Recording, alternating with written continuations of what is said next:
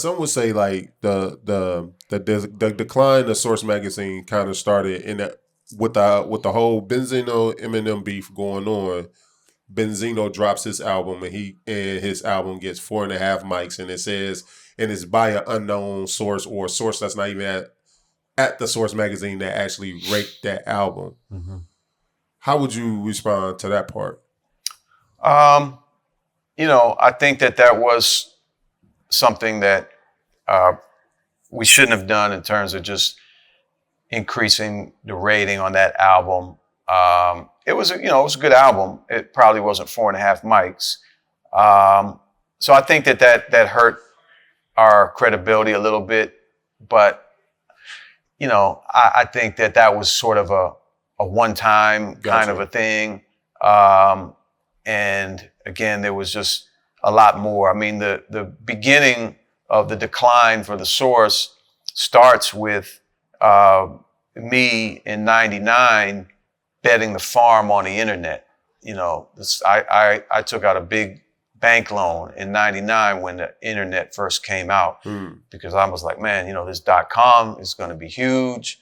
This is a way to, reach people directly all over the world, whatever country, city, wherever you're at. Now if you have access to the internet, you can connect with the Source, right, what we're about. So I got really excited about that and went out and basically bet the magazine company to take out this big loan, invest in the .com. And that was really the biggest mistake I think that I made. I shouldn't have gambled that much. I should have, found a smarter way to get into the .com space. But, you live and you learn. Absolutely. And that really set the company back because, a lot of .coms failed those first 4 or 5 years. It was very hard to make money through the internet in those days. People didn't have the high-speed connections yet. People didn't have the smartphones and all that kind of stuff. So we were just really ahead of our time with that, just too early. And, that had a lot to do.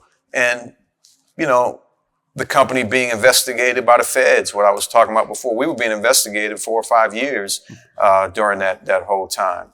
What happened with that? Like, y'all was not caught up in Irv Gotti now, where y'all? No, not directly, but it's all part of the same thing I was talking about earlier. The FBI and the government decided, we're going to investigate all these Black-owned, independent companies, and we're going to try to help wipe them off the map.